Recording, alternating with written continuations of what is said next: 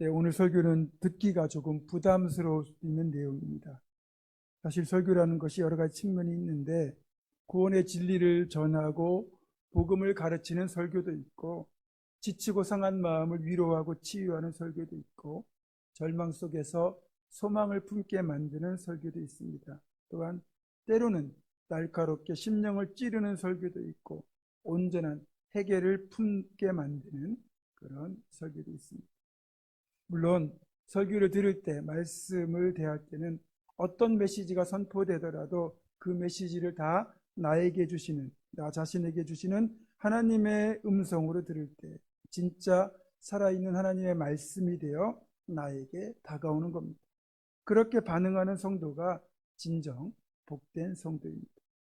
그럼에도 오늘은 제 평생 손에 꼽을 정도로 흔치 않은 설교, 제 스스로도 무척 부담이 되기 때문에 정말 절제하고 기도하는 마음으로 다시 전하는 그런 설교가 될 것입니다. 여러분께서는 하나님을 사랑하고 교회를 사랑하는 마음으로 설교를 들어주시기 바랍니다. 우리 모두는 우리가 섬기는 우리 보문중앙교회를 무척이나 사랑합니다. 그래서 내 교회, 우리 교회라는 표현을 쓰고 또 우리 교회 공동체가 이렇게 예배하고 교제하고 다음 세대를 키워낼 수 있도록 우리에게 선물로 주신 이 예배당을 사랑하고 또한 자랑스러워합니다. 우리가 예전 구 예배당 건물에서 예배를 드릴 때는 불편함이 적지 않았습니다. 본당은 3층인데 엘리베이터가 없어서 몸이 불편하신 분들이나 나이가 드신 어르신들이 3층까지 올라오는 것이 정말 어려웠고 또 계단이 가팔라서 사고 위험도 많았습니다. 화장실도 낡았고 교육부서 공간도 정말 부족하고 냉난방 효율도 떨어지고 비도 새는 등 많은 부분에서 불편함이 많았습니다. 그래서 우리는 당의 결의와 공동의회를 거쳐 예배당 재건축을 결의하고 창립 50주년 기념 예배당 건축이라는 타이틀을 걸고 건축을 시작하여 공사 시작 딱 1년 만에 새롭게 건축된 지금 예배당에 입당하게 되었습니다. 우리가 가지고 있는 역량을 훨씬 상회하는 과업이었지만 하나님의 도우심과 성도들의 헌신으로 가능했던 결과입니다. 이렇게 예배당을 완공하고 나니까 우리는 전에 알지 못하던 몇 가지를 느꼈습니다. 먼저는 은근한 자부심이 생긴 겁니다. 우리가 누추한 곳에서 지내다가 어렵사리 내 집을 장만하여 새로 지은 아파트에 들어가게 되거나 또는 오래된 집이지만 큰맘 먹고 깨끗하게 리모델링을 해서 입주하게 되면 손님이 찾아와도 당당하게 손님을 맞이하고 집을 보여줍니다. 자부심이 생긴 거죠. 물론 그렇게 새로운 집에서 우리는 내 집이라는 기쁨으로 살아갑니다. 실제적으로 우리들 자신도 편하게 이 새로운 예배당을 누리고 있고 또 우리 교회가 노예 행사를 주관할 경우 외부에서 손님들이 많이 오시는데 당당하고 자랑스럽게 이분들을 맞이하고 섬길 수 있어서 정말 좋습니다. 또 우리 교회를 방문하신 분들이 교회가 너무 아름답고 또 어떻게 이런 공간들을 만들어낼 수 있었느냐고 칭찬들을 하십니다. 물론 아직도 교육 공간과 주차 공간이 여전히 부족하긴 하지만 그래도 예전보다는 모든 면에서 개선이 되었죠. 이 스스로도 정말 이런 쾌적한 환경에서 마음껏 예배를 드리고 또 5층 식당에서 식탁 교대를 하고 식사 후에는 여러 공간을 활용하여 다양한 모임을 갖습니다. 지하 1층에는 탁구와 당구와 여러 운동을 할 수 있는 체육관이 있고 또 찬양대가 전혀 방해받지 않고 마음껏 찬양 연습을 할 수 있는 찬양대 연습실이 있습니다. 2층에는 커피와 차를 마시면서 담수를 즐길 수 있는 카페와 어린이들을 위한 작은 도서관과 놀이방이 있습니다. 우리는 이 예배당 건물을 우리만 사용하는 것이 아닙니다. 성신여대 CCC 예배 장소로 이 예배당을 제공하고 있고 또 7층에는 게스트하우스를 만들어서 외국에서 사역하시는 선교사님들이 귀국했을 때 편하게 머무실 수 있는 숙소도 무상으로 제공하고 있습니다. 그래서 여러 면에서 우리는 이 예배당을 정말 사랑합니다. 사실 지금 우리가 신축된 예배당에서 예배를 드리고 모임을 할 수 있다는 것 자체가 엄청난 은혜라는 겁니다.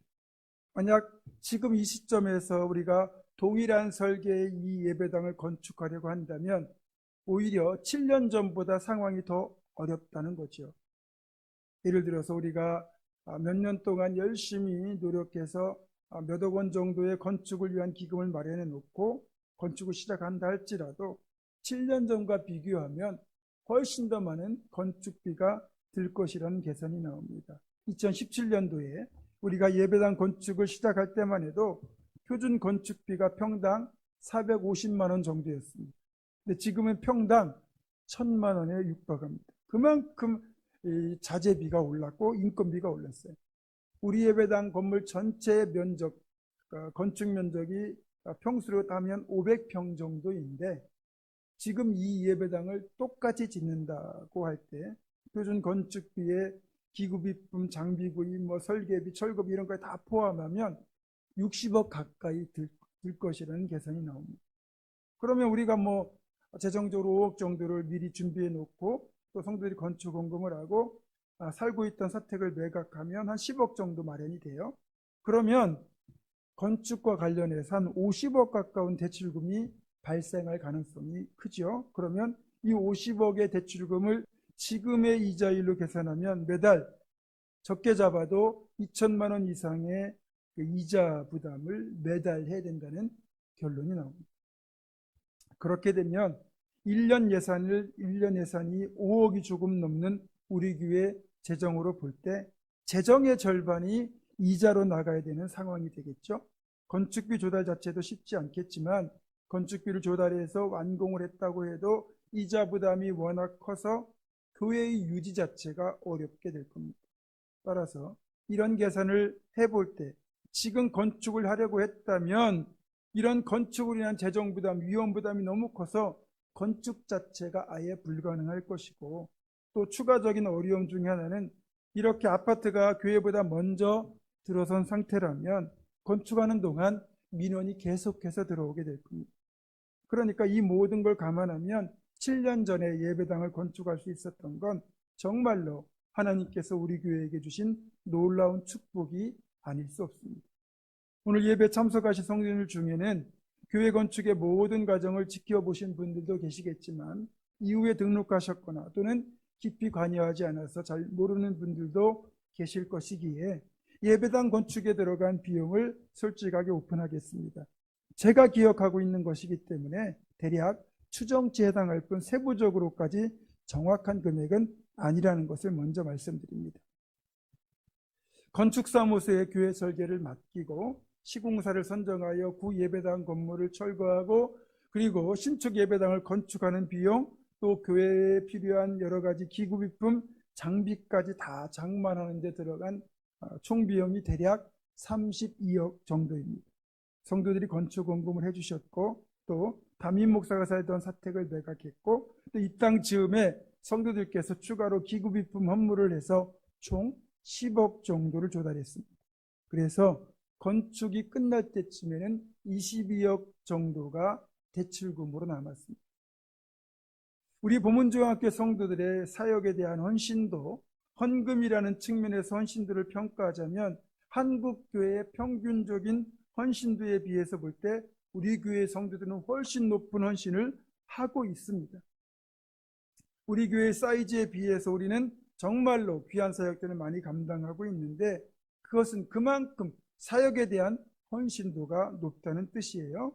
또 우리 교회 공동체의 특징은 세상적인 기준으로 볼 때 큰 부자가 없고 대부분의 성도들이 넉넉하든지 부족하든지 욕심 부리지 않고 주신 것에 만족하며 살아가고 있다는 건데 이런 형편이다 보니 성도들이 열심히 헌신해도 헌금을 해도 절대적인 금액 자체는 그리 많지 않습니다.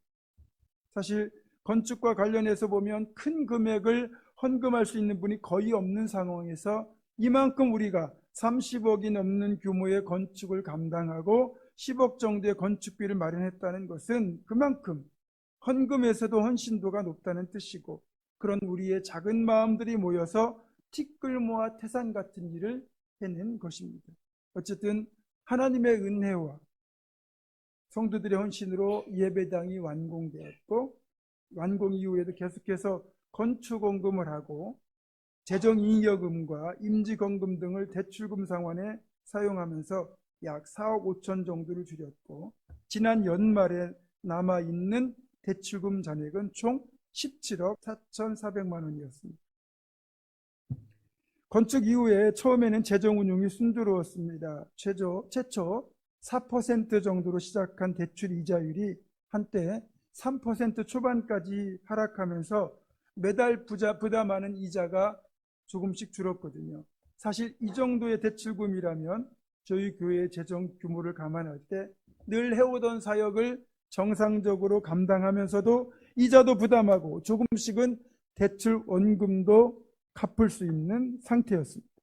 그런데 아시는 것처럼 러시아 우크라이나 전쟁이 지속되고 또 이스라엘과 하마스 간의 전쟁이 추가로 발발한 데다가 미국에서 자국 내 인플레이션을 막기 위한 금융 정책으로 고금리 정책을 피면서 전 세계적으로 금리가 상승하게 되었고, 우리나라에서도 금리가 지속적으로 상승되었고, 그 여파로 이자율이 3% 가까이 하락했던 이자율이 6%까지 오르게 되었습니다. 결국 이자 상환 부담이 최저 수준일 때 비하면 거의 2배 가까이 되었죠. 그래서 우리가 매달 부담하는 대출이자만 500만 원대에서 900만 원대로 증가했고, 이에 반해서 헌금 총액 자체는 증가하지 않다 보니까 시간이 지날수록 점점 재정 압박이 진행되었습니다. 물론 지금까지 단 한 번도 재정 자체는 펑크가 난 적이 없이 하나님의 은혜로 잘 감당할 수 있었습니다. 그럼에도 어쨌든 이 높아진 이자 부담으로 인해 작년 하반기부터 헌금 수익과 재정 지출 수지가 조금은 아슬아슬한 상태였는데, 이런 상황을 염려하신 몇몇 분들이 저에게 목사님, 교회적으로 건축원금 한 번 더 합시다. 목사님께서 멍석을 깔아줘야 그래도 거룩한 부담감을 가지고 어떻게든 동참하지 않겠습니까? 라는 권면을 주셨습니다. 하지만 저는 성도들이 안 그래도 힘껏 헌금하고 있는데 가능하면 추가 부담은 주지 말자라는 마음으로 기도하면서 상황이 개선되기를 기다렸습니다. 하지만 이런 기대와는 달리 여전히 전쟁은 지속되고 있고, 이란까지 이 분쟁 국면에 개입하면서 중동 지역의 긴장이 높아지고, 그래서 또 유가가 상승하고 금리는 좀처럼 인하되지 않는 상황이 계속되고 있어서 앞으로도 당분간은 상황이 호전될 가능성이 없어 보입니다. 이게 작금의 현실입니다. 다시 말씀드리지만 우리 봉은주와 함께는 건강한 교회를 만들어 건강한 미래를 추구하는 교회입니다. 교회가 건강해지면 건강한 미래는 자연적으로 따라오기 때문입니다. 그렇다면 어떤 교회가 건강한 교회일까요? 건강한 사역을 감당하는 교회가 건강한 교회라고 할 수 있는데, 교회가 건강한 사역을 하려면 반드시 이를 뒷받침할 수 있는 재정이 수반되어야 합니다.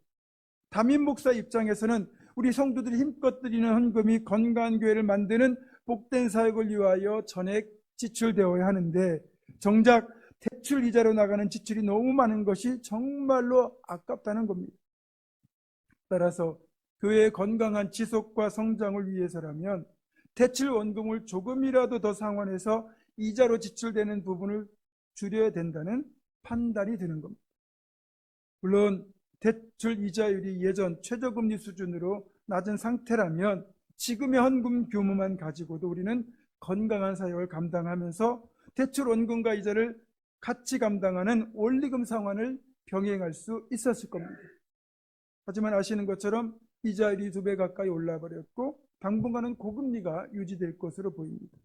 그렇다면 교회 전체의 사역과 또 재정이라는 이 두 가지에서 균형을 잡아야 되는 목사로서는 둘 다 포기할 수 없는 것들이기에 재정 압박 때문에 다음 세대를 세우는 교육과 땅끝까지 복음을 전하는 선교 같은 교회의 본질적인 사역, 집중해야 될 사역이 위축되어서는 안 되겠다라는 강한 마음을 품게 되었습니다.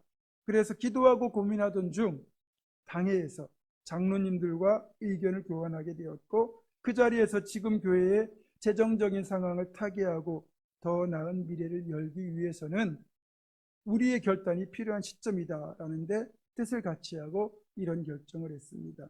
이건 솔직하게 여러분들에게 오픈하는 겁니다. 우리 당회원들이 담임 목사를 포함하여 당회원 6명이 각자 1,000만 원씩 먼저 건축 헌금을 하자. 그렇게 6천만 원을 먼저 헌금해서 급한 재정 압박을 덜어내고 원금을 일부 상환하고 성도들도 이 일에 동참하도록 해서 어떻게든 최대한 원금을 조금이라도 더 줄여서 이자로 지출되는 비용 자체를 줄여보자. 이것이 당회에서 내린 결론입니다. 저에게는 이제 간절한 소망 하나가 있는데 그건 제가 은퇴하기 전에 헌당을 하고 싶다는 겁니다. 참고적으로 예배당을 건축한 뒤에 완공된 예배당에서 정식으로 드리는 첫 예배를 입당 예배라고 합니다. 그리고 건축으로 인해 발생한 모든 부채를 다 청산한 뒤에 예배당을 하나님께 온전히 바친다는 의미로 드리는 예배가 바로 헌당 예배입니다. 그러니까 헌당을 한다는 건 빚을 다 갚았다는 뜻이겠죠. 헌당을 하고 싶다는 이 소망은 저를 포함한 모든 성도님들의 공통된 기도 제목 중에 하나입니다. 하지만 지금 말씀드린 것처럼 우리가 처한 대내외적 환경이 그리 우리에게 우호적이지 않기 때문에 조금은 우리가 결단을 해서 이 부분에 대한 접근을 새롭게 해야 되겠다는 겁니다. 일본에 가보니까 고층 건물이 거의 없어요. 그 이유는 다 아시는 것처럼 일본은 지진이 자주 발생하고 태풍이 자주 불어오기 때문에 안전상 건물을 높이 짓기가 어렵다는 겁니다. 대신에 높지는 않더라도 웬만한 지진에는 끄떡없을 정도로 튼튼하게 설계하고 제대로 시공합니다. 일본에서 세계적으로 유명한 건축가들이 배출되는 이유이기도 합니다. 그런데 이렇게 지진이나 태풍이 불어오는 환경에서 어떤 건물을 짓는다고 한번 생각해 보세요. 건물의 어느 한 부분이라도 제대로 시공되지 않거나 또 건물 내외관이 제대로 마무리가 안 된 상태로 건축을 멈춘다면 어떤 일이 벌어지겠습니까? 당연히 지진 같은 충격이나 눈보라 비바람에 그대로 노출되어 제대로 건물의 기능을 발휘하지 못할 거고 심지어는 안전조차 위협을 받을 것입니다. 오늘 본문 에베소서의 말씀은 교회 공동체를 성도들이 그리스도 안에서 함께 연합하여 지어져가는 건물로 표현하고 있습니다. 그리스도 예수께서 건물의 가장 중요한 기초인 모퉁이돌이 되시고 우리 성도들 한 사람 한 사람은 각각 그의 안에서 서로 연결되어가는 성전이라는 건물을 이루는 즉 성령 안에서 하나님이 거하실 처소가 되기 위하여 함께 지어져가는 존재라고 말씀합니다. 그러니까 저와 여러분 우리는 교회라는 보이지 않는 건물을 구성하는 그 구조물이란 뜻인데 어떤 분은 교회라는 건물의 기둥의 역할이 되시는 거고 어떤 분은 벽이 되고 어떤 분은 지붕이 되고 어떤 분은 창문이 되고 어떤 분은 책상과 의자가 되기도 하고 그렇게 성도들 각자가 건물의 다양한 구조 중에 하나가 되어 이것들이 합하여 모든 것이 완비되고 비로소 온전한 건물로서의 역할을 하게 된다는 뜻입니다.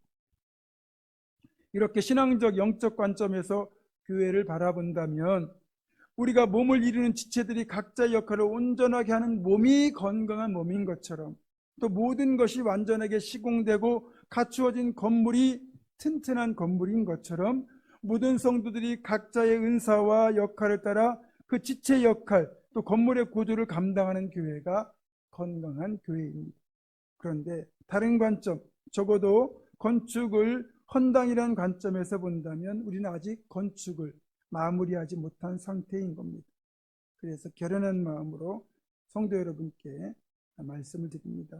건강한 교회, 건강한 미래를 꿈꾸는 우리가 건강한 사역에만 집중할 수 있도록 그래서 최대한 원금 규모 자체를 줄이기 위해서 다시 한번 건축 공금에 동참하자는 겁니다.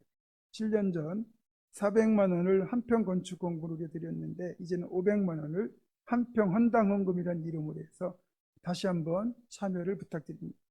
부담이 되실 수 있겠지만 거룩한 부담감으로 참여하시면 하나님께서 더 채워주시고 더 복 주실 것이라 믿습니다. 하나님과 교회를 위해 헌신한 것은 결코 헛되지 않습니다. 하늘의 상급으로 쌓일 것이고, 무엇보다 여러분의 헌신을 통하여 교회가 더욱 건강한 사역을 마음껏 펼치고 다음 세대를 키워내는 보람된 열매로 이어지는 놀라운 역사로 이어질 것입니다. 말씀을 맺습니다. 먼저 간곡하게 부탁드리는 것은 깊이 기도하고 하나님께 주시는 마음으로 결정한 뒤에 참여해 달라는 것입니다. 기도 가운데 마음에 주시는 감동을 따라 참여하시되 혹시 준비가 되신 분이 있다면 바로 참여해 주시면 좋겠습니다. 또 당장 드리고 싶지만 준비할 시간이 필요하신 분들은 준비가 되면 그때 해주시되, 가능하다면 11월 말까지 해당 헌금을 봉헌해 주시면 좋겠습니다. 올해 재정회기가 끝나기 전에 대출원금을 최대한 줄여서 이자 부담을 낮추고 이에 맞는 새 예산을 수립해야 되기 때문입니다. 다시 말씀드립니다. 혹시 오늘 설교가 불편한 분들이 계시다면 양해해 주시고, 또 재정 상황이 여러분의 마음을 따라주지 못하는 분들은 대신에 간절하게 기도만 해주셔도 됩니다. 또 제가 금액을 제시하긴 했지만 각자 형편에 맞게 드려주시면 됩니다. 하나님은 형편과 처지를 다 헤아리고 계십니다. 부디 하나님이 기뻐하시는 건강한 교회를 향한 선한 헌신의 열정으로 함께 건강한 미래를 만들어가는 우리가 될 수 있기를 주님의 이름으로 축원합니다. 기도하겠습니다. 우리의 모든 것 되시는 아버지 하나님, 우리에게 이렇게 아름답고 복된 예배당을 주셔서 감사를 드립니다. 아직 우리가 감당하기 어려운 재정적 부분을 능히 감당할 수 있는 축복을 주시고 마음을 주셔서 속히 감당하는 그날이 오게 하여 주시옵소서. 우리 주 예수 그리스도의 이름으로 기도드립니다. 아멘.